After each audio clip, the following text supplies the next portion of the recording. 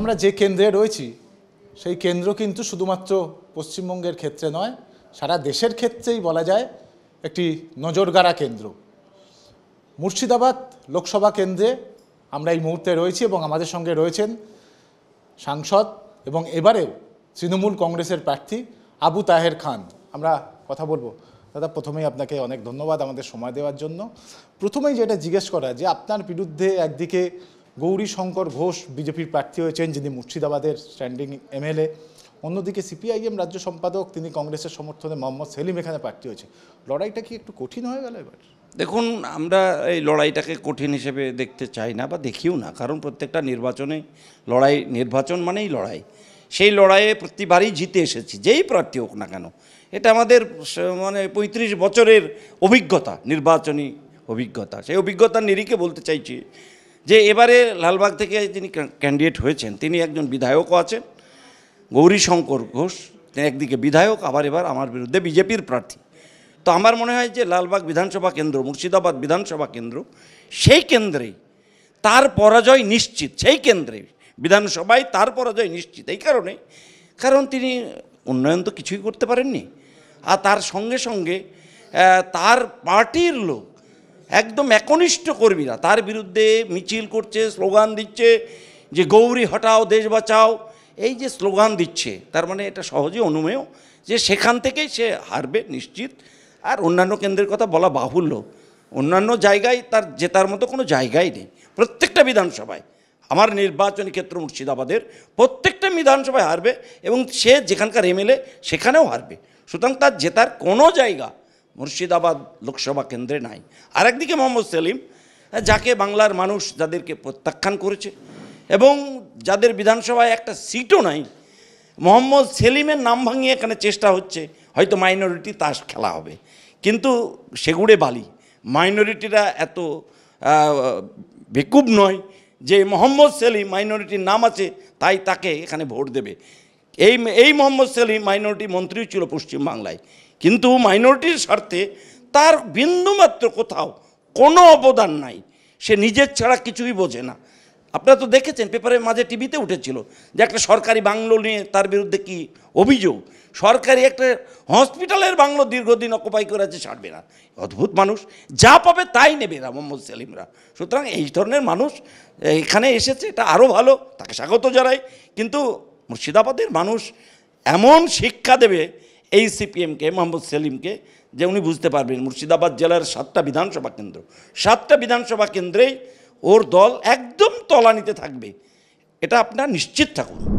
একটা বিষয় তাহেরদা, যে আমরা বারবার দেখেছি যে নির্বাচনী বন্ডের একটা প্রশ্ন লোকসভা নির্বাচনের আগে এসছে, সেটা নিয়ে একাধিক ক্ষেত্রে বিতর্ক তৈরি হয়েছে। আপনি যে নির্বাচন লড়ছেন, সেক্ষেত্রে আপনি যে নির্বাচনের তো যে খরচা থাকে, সেটা কিভাবে চালাচ্ছেন? দেখুন, মানুষ তো সাহায্য করে, আমরা 12 মাস মানুষের সঙ্গে থাকি। শীত, গ্রীষ্ম, বর্ষা, তৃণমূল কংগ্রেসের কর্মীরাই ভরসা। সেই ভরসাকে পাথেয় করেই আমরা এই নির্বাচনী কাজে নামছি এবং প্রচার করছি। এখানে আমাদের কোনো খরচের প্রশ্নই উঠছে না, কারণ সব জায়গায় কর্মীরা স্বতঃস্ফূর্তভাবে দেওয়াল লিখন করছে। সেখানে পার্টির একটা অর্গানাইজেশন আছে, একবার বুথ স্তর থেকে আমাদের যে বুথ কমিটি আছে, অঞ্চল কমিটি আছে, ব্লক কমিটি আছে, সেই কমিটি সুন্দরভাবে তারা নিজেরা নিজেদের উদ্যোগে প্রত্যেকটা দেওয়াল লিখন থেকে শুরু করে, প্রচারের ফেস্টুন থেকে শুরু করে, আমাদের অনেক হিতাকাঙ্ক্ষী আছে বিভিন্ন জায়গায়, তারাও ছুটে আসছে এই নির্বাচনী প্রচারে, তারা বিভিন্নভাবে সাহায্য করছে। সুতরাং আমাদের নিজস্ব কোনোভাবেই কোনো পয়সার কোনো ব্যবস্থা দলও করতে পারছে না, দলের অসুবিধা, আমরাও প্রত্যাশা করছি না। আমরা নিজেরাই নিজেদের জন্য সাফিসিয়েন্ট, কারণ 12 মাস প্রত্যেকটা সময়ে আমরা মানুষের পাশে থাকি, তাই মানুষ আমাদের কাছ থেকে বিচ্যুত হয় না। প্রচারের ক্ষেত্রে মূলত কোন কোন বিষয়গুলো মানুষের কাছে নিয়ে যাচ্ছেন, কোন কোন বক্তব্যকে সাধারণ মানুষের সামনে নিয়ে গিয়ে আপনি প্রচার করছেন? দেখুন, বিজেপি সরকার যেভাবে বাংলাকে বঞ্চনা করছে, সেই বঞ্চনার বিষয়টা তো থাকছেই।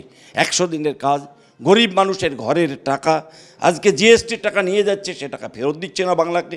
এই যে বাংলাকে বিভিন্নভাবে ভারতবর্ষের বিজেপি সরকার যেভাবে বঞ্চনা করছে, বেকার সমস্যা একটা সাংঘাতিক সমস্যা। বলেছিল 2 কোটি বেকারের চাকরি দেব, হয়নি। প্রত্যেকের মানুষের ব্যাঙ্ক অ্যাকাউন্টে 15 লক্ষ টাকা দেব, হয়নি। বিজেপি সাংঘাতিকভাবে ব্যর্থ ভারতবর্ষে। এক সাম্প্রদায়িক তাস খেলে সে বাংলার মানুষকে বোকা বানাবার চেষ্টা করছে। বাংলার মানুষ বোকা নয়, বাংলার মানুষ বাংলার মেয়ে। এবং ভারতবর্ষের একমাত্র মহিলা মুখ্যমন্ত্রী মমতা বন্দ্যোপাধ্যায়ের উপরে তাদের অনেক আশা, অনেক প্রত্যাশা আছে। উন্নয়নের নিরিখে এই মুহূর্তে মুর্শিদাবাদ জেলায় প্রত্যেকটা ব্লকে মিনিমাম, আপনারা যান, প্রত্যেকটা ব্লকে 50 কোটি টাকার পঞ্চায়েত, পঞ্চায়েত সমিতি, জেলা পরিষদ, এমএলএ, এমপি, প্রত্যেকটা ব্লকে মিনিমাম 50 কোটি টাকার কাজ চলছে। একদিকে উন্নয়ন আমাদের হাতিয়ার, আর একদিকে বিজেপির এই সমস্ত কাজ। তার সঙ্গে প্রত্যেকটা মানুষ, মামাটি মানুষের নেত্রী মমতা বন্দ্যোপাধ্যায়ের দ্বারা ভীষণ উপকৃত। প্রত্যেকের ঘরে ঘরে সামাজিক যে সমস্ত প্রকল্পগুলো মমতা বন্দ্যোপাধ্যায় গ্রহণ করছে, সেগুলো প্রত্যেকের বাড়িতে বাড়িতে পৌঁছে গেছে, মানুষ পাচ্ছে। যেমন আজকের দিনেই আপনারা জানেন 500 টাকা থেকে 1000 টাকা হচ্ছে, সেটা আজকের দিনে আমার ঘরের মা বোনেরা 500 টাকা থেকে 1000 টাকা লক্ষ্মীর ভাণ্ডার পাচ্ছে। তারা ভীষণ খুশি বাংলায়। এই বাংলার মেয়েরা আমাদের ভরসা, বাংলার যুবকরা আমাদের ভরসা, বাংলার সাধারণ মানুষ আমাদের ভরসা। সেই ভরসাকে সামনে রেখেই আমরা চলছি।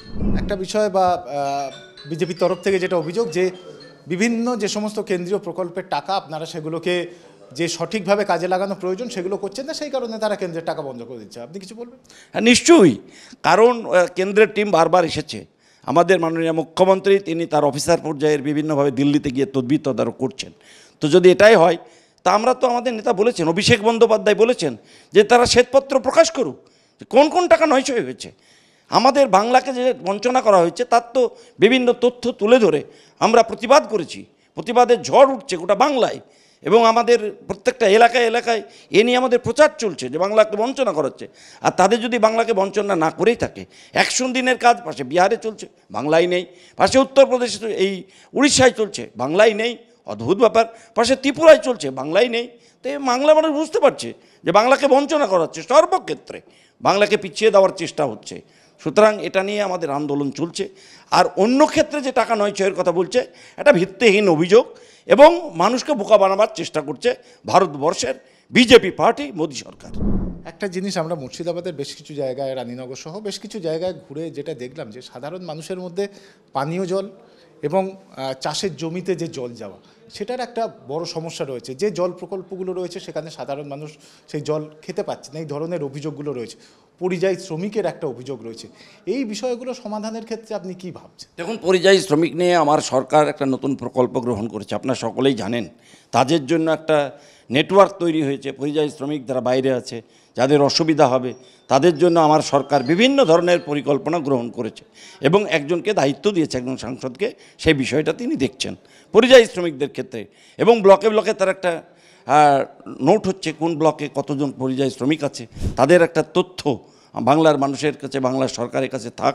সেই জন্য বাংলার সরকার এগুলোকে ব্যবস্থা ইতিমধ্যেই নিয়েছে। আর পানীয় জলের কথা বলছেন, আমার সরকার আগামী 1 বছরের মধ্যে, দিল্লির সরকার বঞ্চনা করছে, টাকা দিচ্ছে না, প্রত্যেকের বাড়িতে বাড়িতে পানীয় জলের ব্যবস্থার আমাদের অঙ্গীকার আছে। আগামী 1 বছরের মধ্যে প্রত্যেকের বাড়িতে আমরা নলবাহিত বিশুদ্ধ পানীয় জল অবশ্যই আমরা পৌঁছে দেব, এটা আমাদের অঙ্গীকার। সেই অঙ্গীকার থেকে আমরা পিছুব না। আপনার কাছে প্রধান প্রতিপক্ষ কে বলে আপনি মনে করছেন? আমাদের কোনো প্রতিপক্ষ নেই, আমরা চাইছি সবাই প্রতিপক্ষ। এখানে আলাদা করে কাউকে প্রতিপক্ষ হিসেবে কোনো চিহ্নিতকরণের কোনো কাজ নেই। এই কারণেই নেই, সিপিএম কোথাও কিছু ভোট পাবে, কোথাও বিজেপি কিছু ভোট পাবে।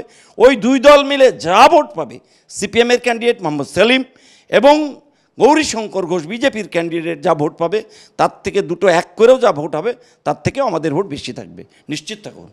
জেতার ব্যাপারে কতটা আত্মবিশ্বাস? 100%, একদম 100% আমরা আশাবাদী। অনেক ধন্যবাদ সময় দেওয়ার জন্য। আমরা কথা বললাম মুর্শিদাবাদের তৃণমূল কংগ্রেস প্রার্থী আবু তাহের খানের সঙ্গে, এবং তিনি যেটা বললেন যে একাধিক কাজ হয়েছে, একাধিক প্রকল্পে সাধারণ মানুষের জন্য নেওয়া হয়েছে, এবং তার ভিত্তিতে সাধারণ মানুষ ভোট দেবে, এবং তার কাছে কেউই প্রধান প্রতিপক্ষ নয়, সবাই প্রতিপক্ষ।